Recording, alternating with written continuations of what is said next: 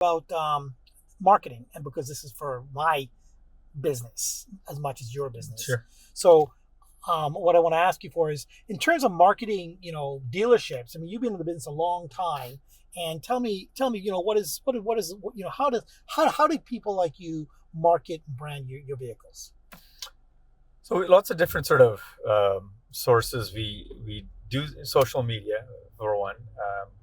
We use different companies, third party companies and Nissan's one of them as well. We use Nissan, but we used a third party company that'll put us on Facebook and Instagram and TikTok, and they'll I market the store in terms of, we still use print for some sources, but we go digital as well.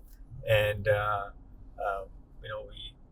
we try to sort of be like, we'll go to some local newspapers and local marketing, but we'll also look at other sources of that may bring people in through web-based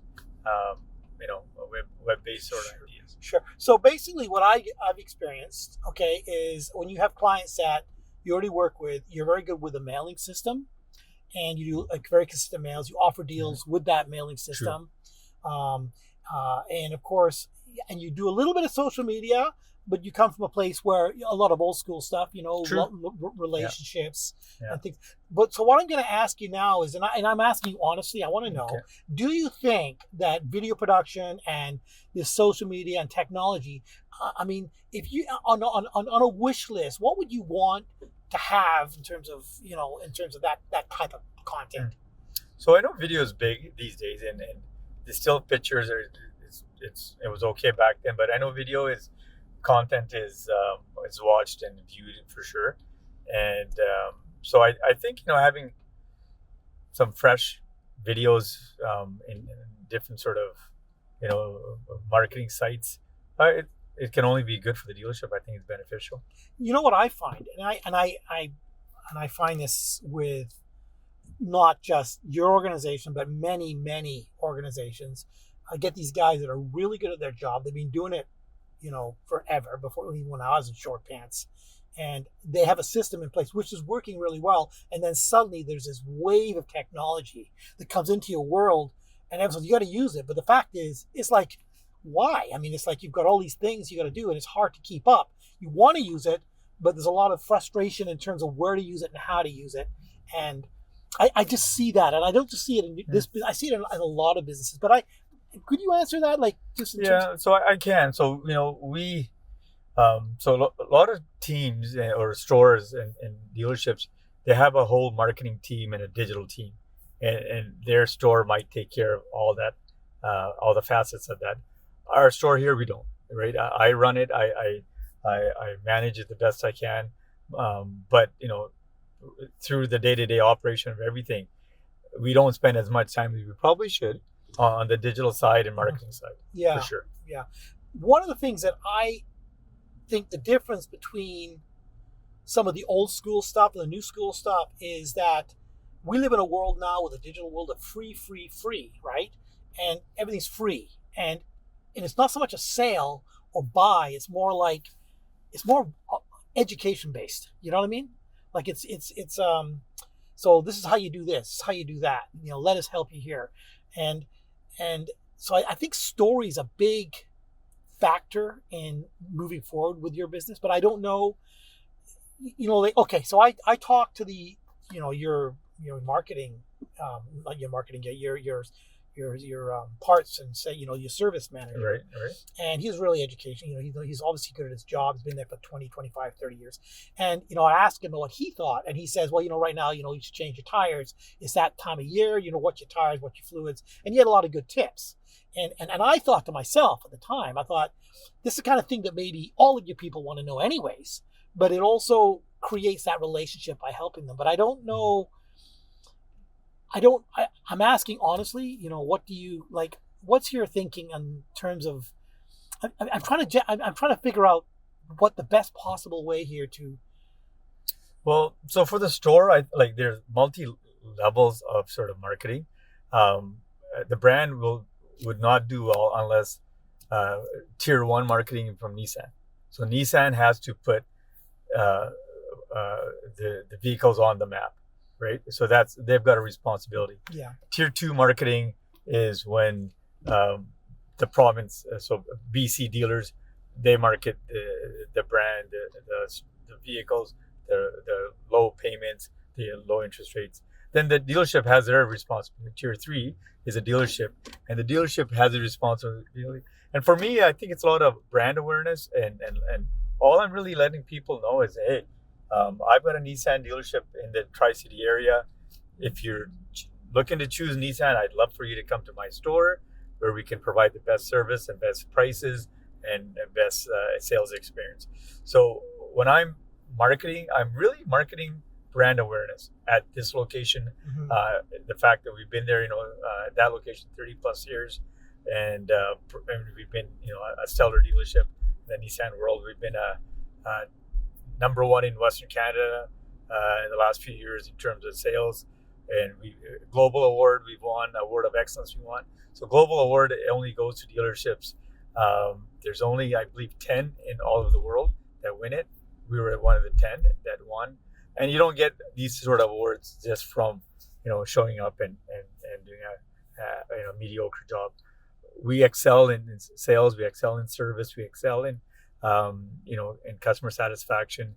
That puts us there. So all of that, plus all the tier 1, tier 2, tier 3 marketing, that's what sort of helps grow the dealership. You know what I find too, and that's the thing, because that's an amazing amount of, you guys have obviously earned your stripes in terms of qualifications and whatnot, and you're well established. One of the big things I do get with Morrey though, that you haven't mentioned, is it's a family business.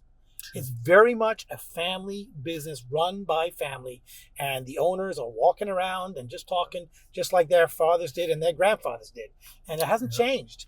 And I think that is a flavor that is very unique to your organization. Maybe there are others. I know there are dealerships that have family members, but I know some of the bigger ones, they lose that. They become somewhat corporate. You're corporate, like you're big enough to be the big guy, but you're also, I don't know, community related enough to have, the owner honestly, say what's up, Yeah. And that's a big true. Thing. That's a big thing, I've come from a dealership in the past where it grew so big so fast. You never saw the owner. You is very corporate. They had a business to run, so they had to be profitable, and but you never had that feeling of the family togetherness.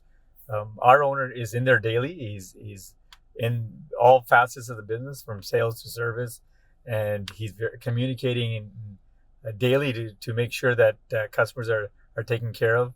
And one of the goals that we always have is that we want to take care of the customer, so they come back and they feel satisfied. We are in the community in a lot of different respects, and they've and it's not only our store; it's all the Morrey family and all the locations. Each store, it has a family member in there running the store daily, and that's the difference. Yeah, that's huge. It does matter. It really does. That's the reason why people stay with you for so long and so forth. Yeah.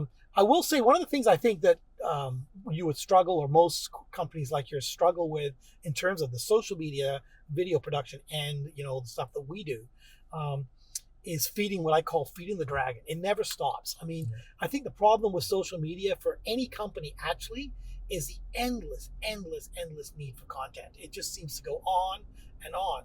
So you got to make it, deliver it, and it just seems like a beast that never goes away. And which is one of the reasons actually why we're doing this blog, because I'm hoping to give you a sense of how we can break things up like this into multiple distribution pieces, in order to, because you guys are, and not just Morrey, it's like 80% of the companies have a real hard time with this. I think initially what I'm finding is that so-and-so in accounting loves Facebook and has Instagram followers and says, I can do this. But of course, it's not a secondary job. It's becoming it's becoming part of what you do. You have a janitor, you have somebody who cleans a place at night, you have somebody, who's a legal guy that does all the legal stuff. You have somebody who's this is sort of an actual job within the organization. Right. I don't know if you agree with that or not, but I'm finding more and more with organizations like yours becoming that situation, because you can have one or two things like pictures or a video or whatever, but then it just gets lost. It's just, oh, you made it, now it's gone again. It needs to be sales, whatever the new thing is has to be brought up on a regular basis, is what I'm thinking. Yeah, I agree. It is there has to be a full-time focus on it, and we get by doing it the best we can, but we have no experience in that field at all, right? Yeah. It's just a thought, and I don't know what that looks like, but I do know, and this is a long book here, but I do know that I'm obligated to help you anyways, because I owe these guys a video with a car deal I made about 2 years ago. So I'm going to do something. But anyway, that's completely nothing to do with what we're talking about. Right. But yeah, it's a struggle. When I started this business, I used to think it was like, when I started doing it 20 plus years ago, it used to be corporate. It used to make these videos for corporations about their company. In fact, I remember doing a mock for, I think, Jason Morrey, when he ran the office here. And it was about, and you made one video and it's kind of described the company, which is nothing wrong with those corporate type videos. But now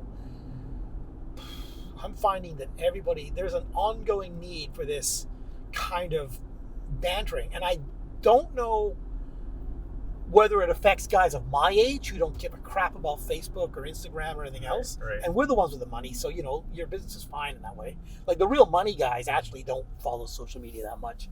I mean, they kind of do and kind of don't. I feel, even the seniors now, they all are on little bit Facebook, Instagram or something. They know about it.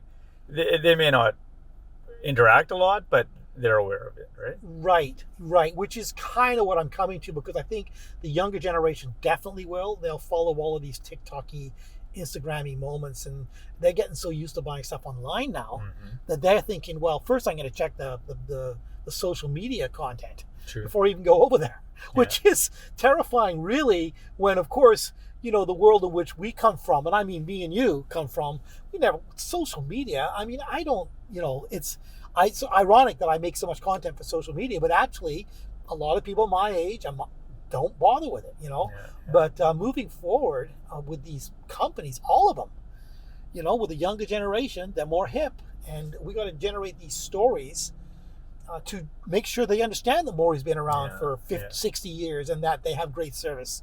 And anyways, I don't know. I think, like I say, feeding the dragon is a big thing here. I call it that. It's like a wheel. You got to keep delivering the content. And then from that content, you can, once you have the engine going, I find you have the content going, then you can start to say, well, let's put a little bit of money towards Facebook ads this week, because we want to boost on that new kick started when it's coming in, or that new deal with the tires. Let's push a little bit on that one, and you can push it. You drive it like a vehicle. People always take your advertising dollars and allow you to spend your money any way you want. But the problem is you got to have the content before you can spend the money, right? And I think you don't spend the money and then create the content. They'll put crap on there. It doesn't matter. If you pay Facebook or YouTube or anybody money, they'll take your stuff and they'll put it out. They don't care how good it is. They just want your advertising dollars, right? So, so I think a lot of my clients, anyways, I'm finding are in need of steady, good content so they can make good buy decisions regarding their advertising dollars. And that's really where we're at. And hopefully we can come up with something for you guys. But it's been wonderful talking to you. Is there anything you'd want to add in terms of Morrey and this, before I shut this thing off? No, I think we've covered most of it. We do offer. We talked about new cars. We have lots of selection. We do carry fairly new used cars. Lots of good product. Low mileage, and what we call certified pre-owned. We are able to offer really good low interest rates on those vehicles right now, and they're all in frontline ready, what we call frontline ready vehicles. So they've been cleaned up, detailed, safety inspection. So we do offer new and used vehicles. A big part of our business is new cars, but we do carry about 30 to 40 used cars as well. Good. Is there any particular, if you could pick a specific used car deal right now, is there any particular car you got in mind? That's a tough question to ask. Maybe. Yeah, we have some off breaks. We carry a lot of Nissans, but we have some Mazdas right now. We have a couple Honda Civics that are young kids like the sporty Civics. So we've got a couple of those in stock, and we've got a Toyota Venza, which is hybrid.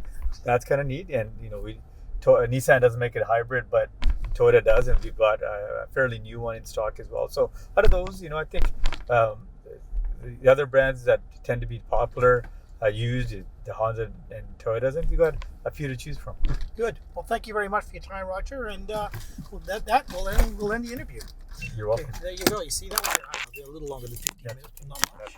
That's fine. That's a good thing. Yeah, and then I got the interview, drove around the block. Now this will give me a base that I can work from. Okay. And by the way, thanks for giving me that 20 minutes. I do appreciate it. No problem. Thank you.